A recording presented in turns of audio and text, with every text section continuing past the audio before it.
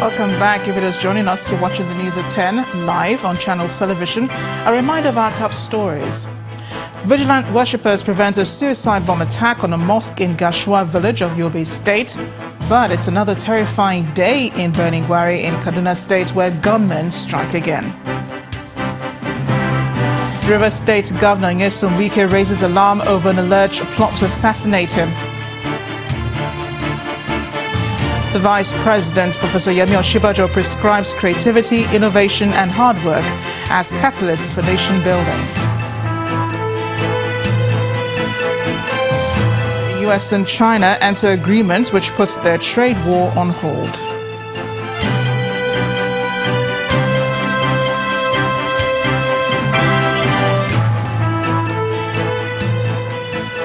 ChannelsTV.com has more information for you, and on youtube.com/channels where you can watch our videos. You can also watch us on your mobile device via your browser or download the Channels TV app for Android, iOS and Windows devices from their respective stores. Now, besides giving you access to news updates on the go, the Channels TV and Channels 24 app have an eyewitness feature that you can use to share pictures, videos or news of happenings around you. Just install the app, then tap and swipe to reveal the menu and follow the instructions. And now to the images that you sent in. Let's begin with this one from Wachuku Street in the Solo area of Lagos State, showing this ongoing construction work, which our eyewitness reporter says is a source of mixed feelings for residents.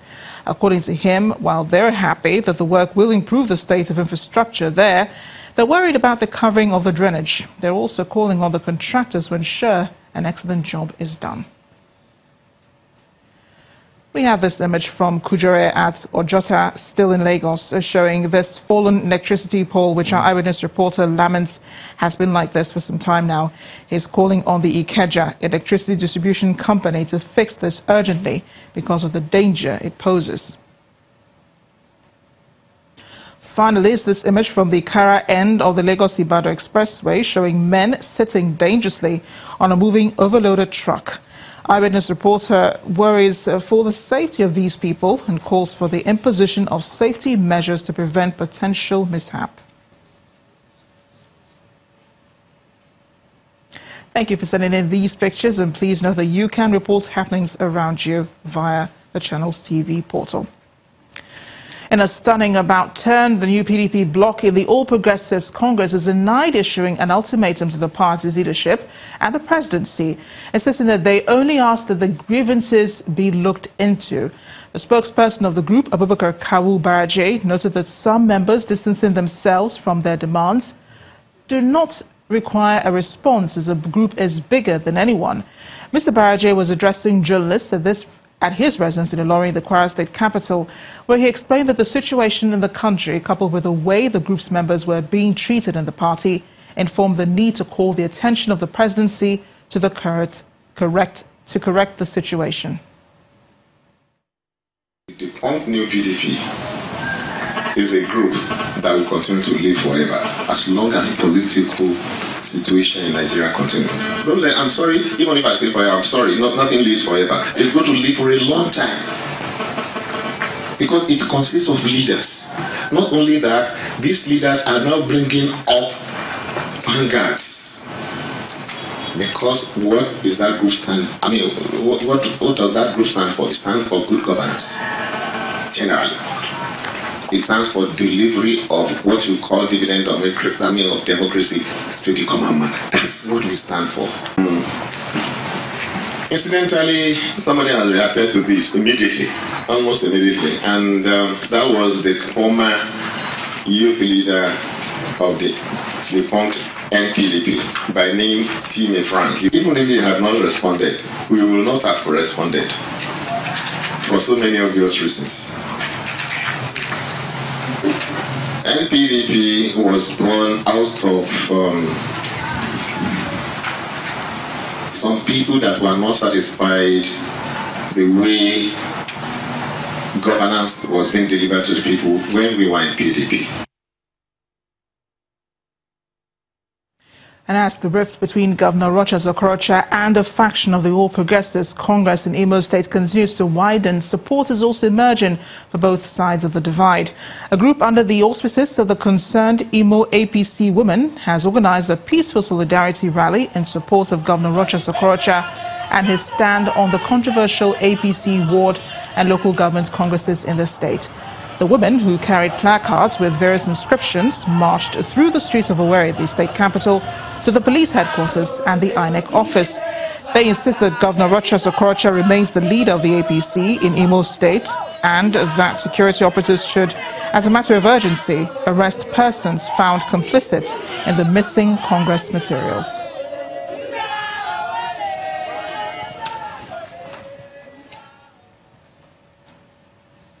So how intense will the elections be? The elections in 2019, I guess that's a question already getting answers, considering the drama playing out in the different political platforms in the country. In this next report, our political correspondent, Shiwa Kimbaloye, gives a premise to our discussion tonight on the News at 10. Disruptions, violence and disagreements in several cases. That has been the issues generated and the outcome of the APC congresses across the nation. Although peaceful in some states, but leaves major questions of internal politics in the ruling APC. It is the first round of elections the party will be conducting to change leadership since its about 4 years of existence. Some leaders are concerned with what the cracks might portend for the party ahead of the 2019 elections. In the opposition camp, uneasy might be the word to describe the mood. The main opposition, PDP, is gradually stabilizing after years of legal tussle and heated leadership crisis. The PDP wants to return to power at the center. A lot of movements have happened in the PDP too. Many have left and several have also returned. The Social Democratic Party SDP appears to be energized recently with some additions from the PDP. They're hoping to flex muscles also at the 2019 elections, especially considering the antecedents of the internal politics of the APC and PDP. When former President Olusegun Obasanjo muted the idea of a coalition movement, he did say it would dovetail into a political party at the end of the day. That too has happened. The movement has culminated into a political party.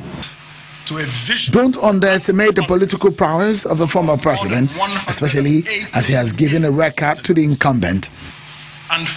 There are other movements in town. The 2019 elections are just about 200 days away. But some say a day in politics is a long time.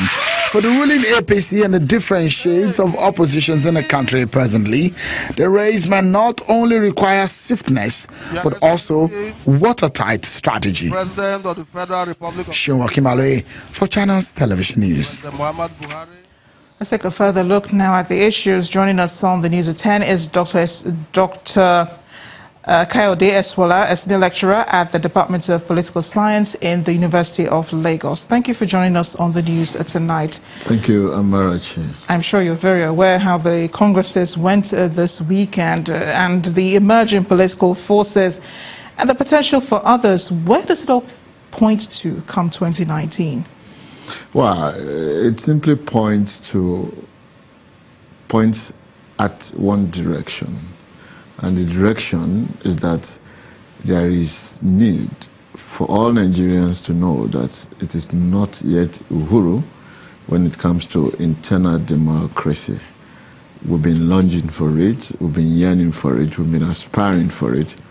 But what has happened in the last 4 years does not in any way point at Nigeria having internal democracy yet, not at all. What is the problem really? What do you think is the main issue with that? Well, politics is a game of power. But all over the world, it is not the power that matters, but what the politician uses the power for. In some countries of the world, people want to get to political offices to make history. People want to write their name as he or she who enacts a particular principle or implements a particular policy that changes the society. In other parts of the world, people go into politics to get power to deal with political enemies, to solve personal financial problems, and to be able to settle, and I'm putting that in quotes, people who they think are very close to them. I think the latter appears to be the case in this part of the world. And if it is anything to go by, there must be desperation, there must be violence, and these two things are what you see manifest in our own system.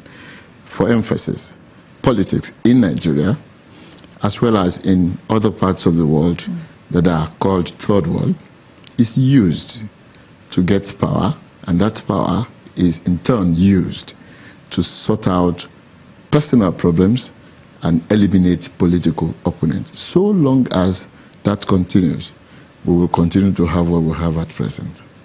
Well, at present, the opposition is trying to wrest power from, the current political power that is in government. But can they, in whatever form, successfully challenge the dominance of the All Progressives Congress? Well, it is possible to challenge the APC, but what is not very clear now is whether the opposition, if we have any at all, is the one that will do that. I think what is likely to happen will go in the direction of what former President Obasanjo called coalition of well-meaning Nigeria. It's not just going to be one political party that will do it. It is going to be a coalition of political parties, of civil society, of the masses of Nigerian people. I think these three forces are likely to be the only instrument that will defeat the current contradictions that we have in APC, because it is clear that the polity has been heated up. It is clear that the polity is not well satisfied with the current administration. Well, the current political party is a coalition of political parties, isn't it? And that's how they were able to win, because they all came together. But some critics who witnessed the APC ward congresses and the local government congresses say that electoral violence is still not a thing of the past in Nigeria. This is a party that promised change. A lot of people were hopeful, for a lot of changes to happen. So is it right to criticize them, for the electoral violence that was witnessed over the past if you remember days? The central analysis that dominated the political scene when APC was formed, I mean, I said it on many occasions in this place, that APC, and I wasn't the only person saying that, many other Nigerians said it, was and is still a party of strange bedfellows. People who came together to form the party came with just one agenda: to participate at the level of gladiators in the political process. But everybody came with that intention. But these political posts are just available for the few. So once they cannot connect the purpose that brought them into the party, they have either the choice of moving to other parties, what you may be tempted to call cross-carpeting, which I always love to call pillar to post probabilistic politicking in search of what to grab. Okay, that is one option. The second option is to remain within the party and become desperate. And now, desperation will bring in violence ultimately. So the violence that you see is as a result of the desperation of the political gladiators, so to say, who have been disappointed by the process of politicking in the system. Dr. Kayode Eswola, it's been a pleasure speaking with you tonight. Thanks for sharing your thoughts. Thank you very much, Amarachi. It's a pleasure.